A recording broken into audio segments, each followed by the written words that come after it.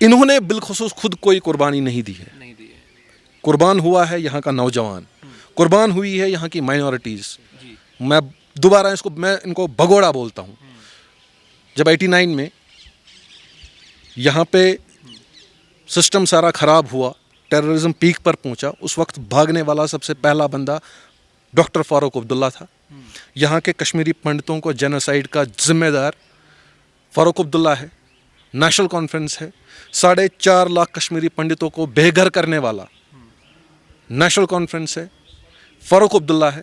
और उसके बाद में इसी कांग्रेस के साथ हर बार हाथ मिला के मैनिफेस्टोज बना के यहाँ के नौजवानों के साथ, माइनॉरिटीज़ के साथ और हर एक इंसान के साथ इस्तेसाल करने वाली यही दो पार्टीज़ हैं। जैसा मैंने इससे पहले भी आपको एग्जांपल दिया। आज देखिए आप, इनके मैनिफेस्टो में कश्मीरी पंडित्स का रिहेबिलिटेशन है।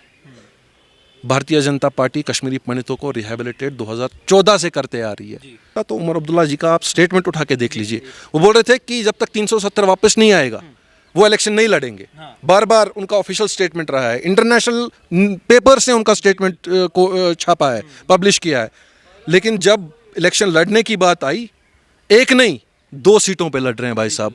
इतनी फ्रस्ट्रेशन। अरे 2 पे क्यों? मतलब इनसिक्योरिटी है क्या? जाहिर सी बात है, उनको पता है मैं हार जाऊंगा। अभी अपनी हार तो उन्होंने देखी है। लोकसभा में तो देखिए, अब जनता ने एक बड़ा यहाँ के जनता ने अपना मत दिखाया है, अपना वोट का पावर दिखाया है। एक बड़े जो एक्स CM 2 रह चुके हैं, महबूबा मुफ्ती जी और उमर अब्दुल्ला साहब, उनको बाहर का रास्ता दिखाया। एक तरफ तो आप दावा करते हैं कि हमारे अलावा कोई पावरफुल है नहीं, दूसरी तरफ आप ये दावा करते हैं कि वी हैव डिलीवर्ड, और तीसरी तरफ आप टोपी निकाल के भीख मांग रहे हो। अब लोगों को तो समझ आता है ना। अब अगर आप इतने डेस्परेट हो गए हो कि आपको अपनी टोप निकालनी पड़ रही है। अब मैं टोप इसलिए यूज़ कर रहा हूँ क्योंकि वो टूरिस्ट हैं, जो हमारे सजाद भाई भी बोलते हैं टूरिस्ट है। वो टूरिस्ट है ना हमारे यहाँ कश्मीर में, उमर अब्दुल्ला साहब। तो कैसे टूरिस्ट कैसे? जब उनको टोपी बोलना भी नहीं आया कश्मीरी में, अच्छा है ना, टोपी को टोप बोल दिया। अब वही टोप बोल के लोगों को बोल रहे हैं कि इसमें भीख दो मेरे को। ये तो खुद के नहीं है, हमारे क्या होंगे। इसीलिए ये बार बार जो है 370 का जो राग गिन रहे हैं।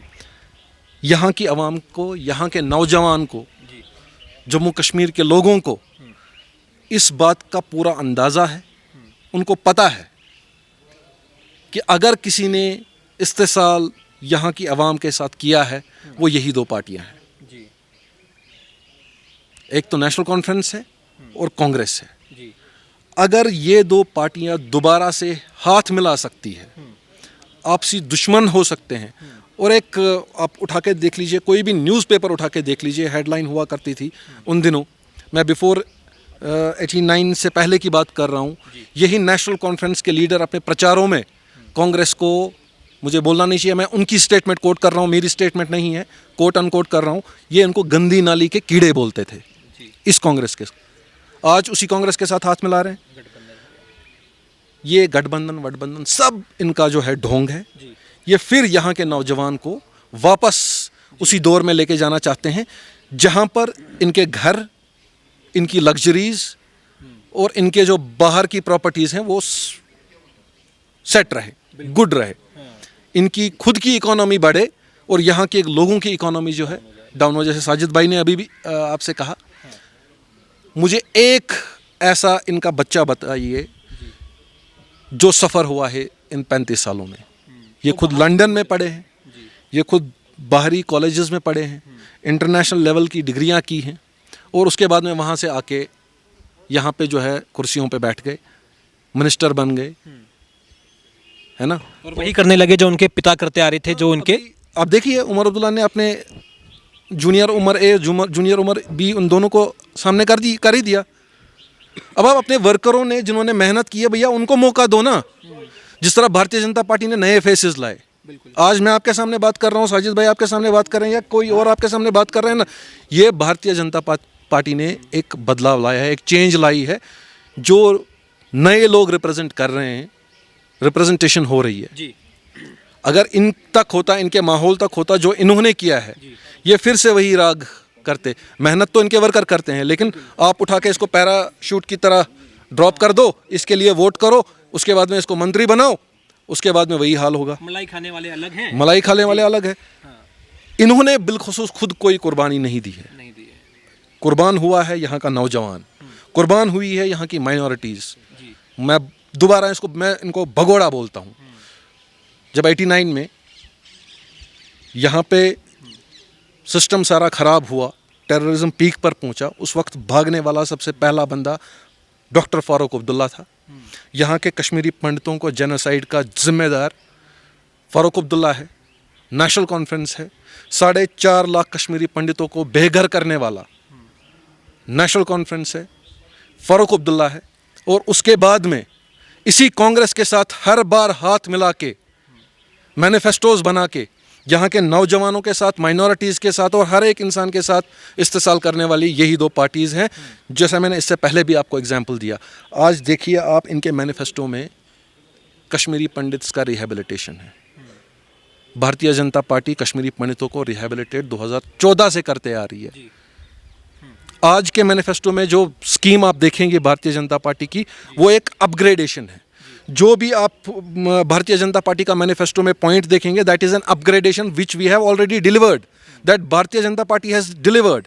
चाहे आप रोड की बात करें, जैसे साजिद भाई ने अभी कहा, इंफ्रास्ट्रक्चर की बात करें, कॉलेजेस की बात करें, यूनिवर्सिटीज़ की बात करें, टनल्स की बात करें, हम भारतीय जनता पार्टी ने अपने मैनिफेस्टो में अपग्रेडेशन रखा है उन चीज़ों को जो ऑलरेडी डिलीवर किया है। तो लोगों को कोई शक शुबा नहीं है। आयुष्मान जो 5 लाख रुपए का गोल्डन कार्ड जिसको हम बोला करते थे, बिलखुसूस अक्रॉस JNK अगर आप जाएंगे तो वो सिर्फ BPL फैमिलीज़ के लिए है। लेकिन जम्मू कश्मीर के लोगों के लिए वो एक तोहफा था कि हर एक फैमिली को उसमें कवर मिलेगा। और उसमें भारतीय जनता पार्टी ने अपने मैनिफेस्टो में बोला है कि 5 लाख तो है ही है, उसमें 2 लाख का एडिशन और होगा। जो यहाँ के जो ओल्ड एज पेंशन्स हैं उसमें बढ़ोतरी की है। यहाँ के स्टूडेंट्स को अलाउंसेस मिलेंगे, ट्रैवलिंग अलाउंसेस मिलेंगे। जो पीर पंजाल के या दूर दराज इलाके के जो हमारे स्टूडेंट्स हैं हायर सेकेंडरी लेवल के, उनको लैपटॉप्स मिलेंगे। इन्होंने तो पत्थर थमा दिया था और इन्होंने तो वो ऐसा माहौल क्रिएट किया था पत्थरबाजी में। शाम को 10 लड़के उठते थे, शाम को सुबह यही उठवाते थे और शाम को फिर उनके पेरेंट्स से यही 50-50 हज़ार लेके उनको छुड़वाते थे। फिरौती का एक तरीके से ये भी इनका ये एक गल्ला था, इनका सिस्टम, एक दुकान चलती थी। अच्छा। वो दुकान भी बंद करा दी ना भारतीय जनता पार्टी ने। तो इसीलिए ये अभी फ्रस्ट्रेट हो चुके हैं। आउट ऑफ फ्रस्ट्रेशन ये सब कुछ। अगर ऐसा नहीं होता तो उमर अब्दुल्ला जी का आप स्टेटमेंट उठा के देख लीजिए। वो बोल रहे थे कि जब तक 370 वापस नहीं आएगा वो इलेक्शन नहीं लड़ेंगे।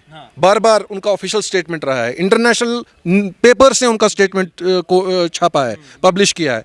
लेकिन जब इलेक्शन लड़ने की बात आई, एक नहीं 2 सीटों पे लड़ रहे हैं भाई साहब। इतनी फ्रस्ट्रेशन। अरे 2 पे क्यों? मतलब इनसिक्योरिटी है क्या? जाहिर सी बात, उनको पता है मैं हार जाऊंगा। अभी अपनी हार तो उन्होंने देखी है। लोकसभा में तो देखिए अब जनता ने एक बड़ा, यहाँ के जनता ने अपना मत दिखाया है, अपना वोट का पावर दिखाया है। एक बड़े जो CM 2 रह चुके हैं, महबूबा मुफ्ती जी और उमर अब्दुल्ला साहब, उनको बाहर का रास्ता दिखाया। और वो भी तब जब 58% की वोटिंग हुई, यानी कि ज़्यादा से ज़्यादा लोग जो है जमहूरियत की ओर बढ़ रहे हैं, तब इन्हें नकारा जा रहा है। बिल्कुल, क्योंकि आज वो 4000-5000 की बात नहीं है। इसीलिए आउट ऑफ फ्रस्ट्रेशन ये जो है, आज रिसेंटली इन्होंने एक और बयान दिया। भाजपा को इल्ज़ाम देते हैं कि भारतीय जनता पार्टी ने मेरे खिलाफ कैंडिडेट्स खड़े किए।